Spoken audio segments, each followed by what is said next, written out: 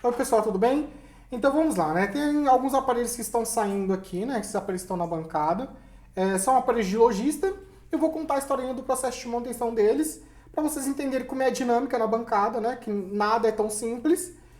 E para vocês conhecerem as dificuldades e as soluções, certo? Nesse período, né? Então que gera aprendizado. O primeiro aparelho é um Poco M5S. Esse celular ele estava reiniciando no logo da Poco. Então foi feito checklist nele, né? O que dava, né? Botão, volume, essas coisas. Aí o aparelho foi aberto e quando eu coloquei ele na fonte, ele tinha 30 mAh de consumo. Consumo inicial, certo? Isso é relativamente simples para você pegar com uma câmera termográfica. A grande questão é que esse celular ele é todo fechado com blindagem soldada, não aquela blindagem destacável. Então, como o consumo ele é muito baixo, é bem mais difícil de você encontrar o local que está aquecendo. Certo? Enfim, depois de muito trabalho, eu encontrei, era o CI do NFC e eu removi. Porém, quando eu tentei ligar o aparelho, ele continua exatamente com o mesmo comportamento. Reiniciando no logo da Poco, reiniciando o logo da Poco. Então lembrem desse cenário. Ele tinha um consumo inicial de 30 mAh, certo? A gente encontra a fuga. A gente remove o componente que está em fuga e quem disse que o comportamento do aparelho muda? O comportamento do aparelho não muda, ele continua exatamente na mesma condição. Vejam o cenário.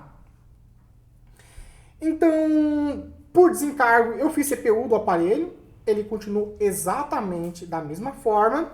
Então, como ele continua exatamente da mesma forma, né, eu parti para a reprogramação da memória, continuou da mesma forma, você está aparecendo na câmera, continuou da mesma forma, e o que eu fiz? Tentei farmers diferentes. Bem, aí no momento que eu tento com farmers diferente, o aparelho ele liga, certo? E o que acontece, né? Por que ele ligou? Porque depois da 4.0.2, né, que é a farmer que está nele aqui, ó. Depois da 14.0.2, se ele não tiver o SEI do NFC, o aparelho não starta. Ele fica reiniciando no logo da Poco. Então, recapitulando o cenário desse aparelho aqui. Ele reiniciava no logo da Poco. A gente encontra o componente que tá com fuga. Isso foi muito trabalho. E ele continua reiniciando no logo da Poco. Olha, assim, isso é bem atípico, tá? Normalmente a gente tem um consumo de 30 mAh, a gente resolve esse consumo de 30 mAh e o celular starta. Nesse caso, não. Por quê?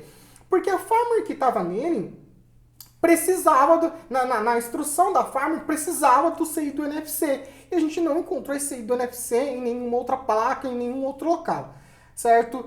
Então a gente já encontrou a farmer com call starta, né? Porque assim, eu queria deixar ela mais recente. Então eu fui tentando várias. Eu cheguei na mais próxima, que é a 14.0.2. Aqui ele para, certo? E o que tem de mais aqui, né? Tem mais uma questão. Esse aparelho, se eu deixo a atualização dele aberta, ele vai receber a atualização e vai travar no logo da Poco novamente, porque ele não tem o CI do NFC. Eu utilizei a ferramenta Android Utility, certo? Essa ferramenta está disponível no mercado, ela é gratuita. E eu utilizei ela para quê? Para bloquear o recebimento de atualizações, né? Porque se esse aparelho receber atualização, as novas farmers elas necessitam do NFC, tá na instrução dela por algum motivo, e o aparelho fica reiniciando no logo da Poco, certo? Só que antes disso eu fiz o desbloqueio do bootloader para ele aceitar essa instrução de você bloquear o update via OTA, certo? Então aqui fica com algumas observações, né? As observações que eu já falei, a gente já passou isso para o lojista. Então, tem mais uma questão também, que para funcionar o chip 2, ele dependeria do CI do NFC, mas no próprio esquema elétrico tem uma alteração que você consegue fazer na placa, que ele pega a alimentação do SIM 2 de outro lugar e no final das contas dá para funcionar os dois chips, né? Então é isso. É isso que aconteceu nesse aparelho para vocês verem como que não é nada simples. O segundo aparelho é um Motorola, é um Moto Edge 20 Pro.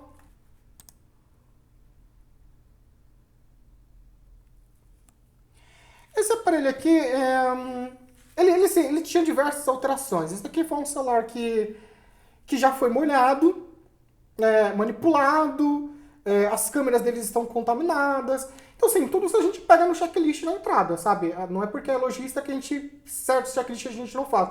A gente faz tudo, igual de um cliente final. Então foi pego diversas coisas, o lojista, no final das contas, ele falou assim, eu quero que vocês arrumem o Wi-Fi, certo? Porque o Wi-Fi dele não ativava.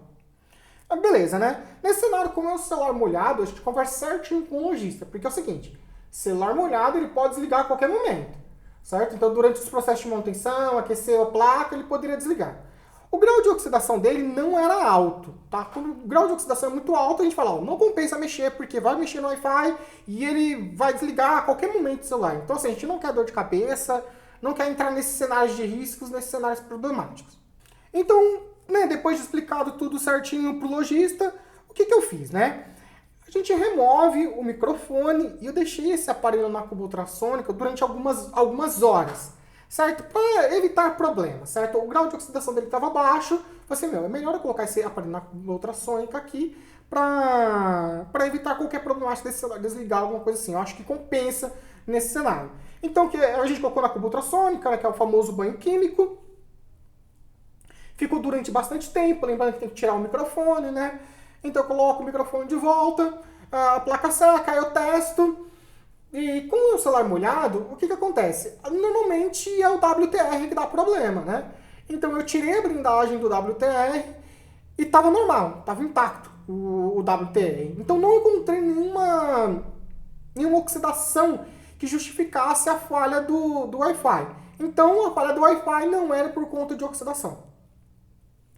Aí o que eu fiz? Eu fiz um ME na placa e com isso ele passou a funcionar o Wi-Fi. Então, praticamente conclui-se que era a CPU. Aí eu fiz o reballing da CPU dele e o Wi-Fi está funcionando perfeitamente agora, né? Vejam só, o Wi-Fi já está conectado, né? Aí a gente termina os processos de limpeza da placa, recoloca a blindagem, thermal pad, pasta térmica, né? Esse trabalho padrão que você já conhece que a gente realiza, né? Esse é o Moto Edge 20 Pro. Aqui é o Redmi Note 10. Esse Redmi Note 10, ele não carregava, ele estava com curto, o OVP dele estava entrando em curto da plaquinha de carga. Isso foi bem curioso, porque eu coloquei um outro OVP e ele apresentou curto novamente. Aí eu procurei um modelo mais próximo desse daqui, um OVP que trabalhasse nas mesmas condições. Trocamos o OVP e ele passou a carregar normalmente. Só que qual a questão? Redmi Note 10, né? Vejam só. Redmi Note 10 tem um problema recorrente com falha de solda, né, da CPU dele. Né? Ele para de funcionar a câmera, o celular desliga, fica apresentando o sistema não respondendo. Essas coisas. Então a gente já fez o reballing da CPU também. E o celular está em perfeitas condições, né?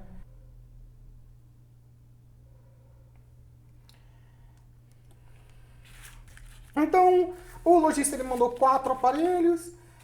Dos 4, a gente conseguiu arrumar 3. E agora a gente vai para o aparelho que não foi reparado. Então, esse daqui, o aparelho que não foi reparado, essa é a informação que o lojista coloca. O que a gente verificou na placa desse celular? Que já fizeram um test point nele. E a CPU dele é Unisonic, Spridrum, alguma coisa assim, a pronúncia do nome da CPU, certo? Ele faz test point normal, reconhece no computador, mas ele não consegue se comunicar com a memória dele. E por que eu falei do test point lá no começo? Porque muita gente faz test point nesse aparelho para remover a conta Google, para fazer FRP, certo? Então, assim, como o celular é de lojista, é um pouco mais complicado de obter informações. Então, o que acontece? A gente começou a trabalhar com o cenário de que tentaram fazer o FRP desse aparelho e deu algum problema em partições, certo? Sinceramente, quase não entra esse tipo de CPU na assistência. Isso é raríssimo, né, entrar esses modelos de CPU. A gente praticamente trabalha com Qualcomm e alguns MTK, certo? Porque são os celulares mais predominantes e a gente trabalha praticamente só com Xiaomi. Então, o que acontece? como fizeram um teste point, talvez se realizaram algum procedimento na memória dele e que aí corrompeu o boot e o aparelho não liga, certo? Qual a grande questão? Que assim, que eu fiz diversos procedimentos aqui para tentar recuperar essa memória dele e o celular não mudou de estado. E ele não muda de estado, ele não muda de comportamento, entende? Então assim, pela experiência que eu tenho com reprogramação de memória, pelos métodos que eu utilizei, eu não acho que esse celular ele tenha um problema de reprogramação. Entende? Assim, ele tem um consumo que você pressiona power, ele bate 300 mAh e reinicia, bate 300 mAh e reinicia, né? Ele fica nesse ciclo. Isso é muito característico, por exemplo, de falha com memória RAM, fiz CPU, não resolveu nada, removi a memória dele, reprogramei, não resolveu nada, tirei a memória dele, verifiquei todos os pads de comunicação da memória UFS com a CPU e também não deu nada. Porque nesse caso eu estava analisando a questão da memória RAM desse aparelho, né, para saber se ele tinha todos os pontos de conexão, porque isso poderia ser uma falha de memória RAM, esse comportamento poderia ser.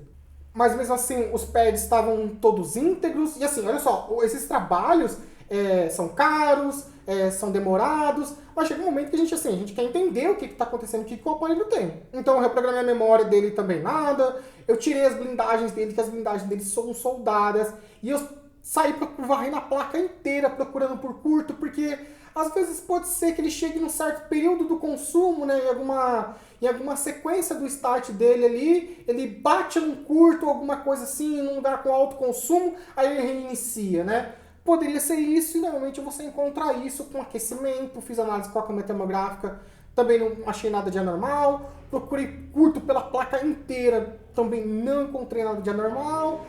No final das contas, a gente conversou com o lojista e falou assim, não tem mais o que ser feito no celular. Primeiro porque assim, o cenário de viabilidade desse aparelho já tinha ido embora há muito tempo, né? A gente estava ali na questão do desenvolver da manutenção para tentar descobrir o que o aparelho tinha, porque sinceramente até o momento eu não sei o que o aparelho tem.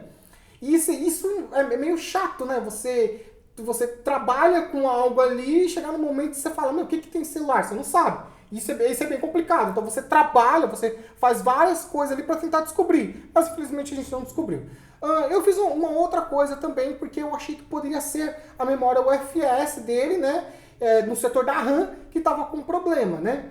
Então, e quando você coloca na box, ele não testa a memória RAM, você só trabalha com a memória ROM dele. A ferramenta, né, a SJTAG, por exemplo, ela não vai fazer o teste da memória RAM.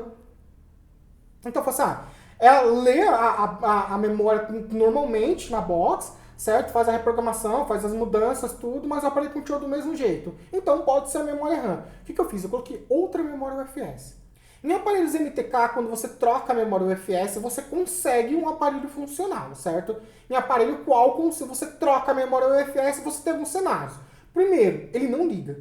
Segundo, se você for trocar essa memória tem que ser com RPMB clean. Aí pode ser que o aparelho ligue. Às vezes, mesmo quando o RPMB é clean, o aparelho não liga. E se você colocar uma memória com um aparelho Qualcomm recente e ele tiver o RPMB gravado, o aparelho sequer liga. Você não vai conseguir fazer esse aparelho ligar.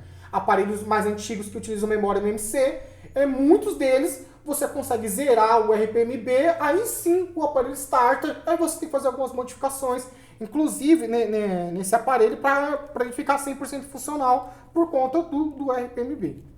Certo? Por que eu estou falando isso? Porque esse aparelho aqui não é MTK, e nem Qualcomm. Então ele deve ter as singularidades dele. Mas de qualquer forma, eu considero que o aparelho a CPU, a plataforma mais complicada de você fazer troca de memória é o Qualcomm. Sinceramente, acredito que essa CPU aqui ela seja muito próxima de um MTK nas questões de segurança. Entende? Então, assim, eu considero que esse aparelho starte com uma memória com RPMB, certo? Mas eu fiz a troca da memória dele e ele não startou, ele não mudou o comportamento dele. Você tenta fazer a flash dele via USB, ele para em certo período da flash. Isso, assim, é muito estranho. É muito estranho. Então, eu descartei a memória, coloquei a memória dele de volta, né? Eu descartei a possibilidade de ser a memória com defeito e coloquei outra memória. Tentei mais algumas programações, verifiquei a alimentação, clock, essas coisas, reset. E assim, não mudou, né? Nada mudou no comportamento do aparelho. Então chega um momento que a gente tem que abandonar, porque assim, eu tenho outros inúmeros celulares para fazer manutenção dentro da assistência, e tem o período, enfim, vocês entendem como o negócio funciona, né? Então foi um aparelho que a gente não conseguiu, mas foi desempenhado assim, um trabalho muito grande, né? Além da conta do que deveria ser desempenhado, para tentar recuperá-lo, né? Por uma questão mais ali de brio, né, que se fala, certo? De tentar resolver, de diagnosticar, pelo menos diagnosticar o aparelho, né? Mas não foi possível e ele está voltando sem reparo. Então é isso, pessoal. Mostrei aqui os aparelhos para vocês. São aparelhos de lojista. Dos 4, a gente arrumou 3. Nesses cenários aqui, os que deram mais trabalho foi o Poco M5S. Vocês escutam a história, né? É um celular que está com uma fuga de 30 mAh. Você resolve a fuga e o celular continua do mesmo jeito, né? Assim... Isso é totalmente atípico na bancada. Normalmente você tem a fuga, você resolve a fuga e o celular inicia. Só que tinha algo muito singular no aparelho. Naquela versão de Farmer, sem o saído NFC, ele não ligava, né? Aí isso gerou uma série de outros trabalhos, mas no final das contas a gente conseguiu, né? A gente vai tentando, manipulando as coisas e a gente conseguiu. Motorola relativamente simples, né, pra gente, porque a gente faz CPU direto, né, de Xiaomi. E quando você sai de uma CPU de Xiaomi para Motorola, você não varia muito, certo? Alguns Samsungs com aquele silicone, com aquela resina branca que ele tem, aí você tem uma certa variação, certo? Mas nesse caso aqui do Motorola, sequer tinha resina na CPU, então foi um processo mais de boa. O Redmi Note 10, OVP, isso acontece, normalmente é carregador de carro, é carregador paralelo, essas coisas que ocasionam dano do OVP. A gente fez o OVP e depois fez a CPU para ele não dar mais problema. O G14, a gente moveu o mundo, mas mesmo assim a gente não conseguiu a manutenção dele. Então é isso, pessoal. Até os próximos casos.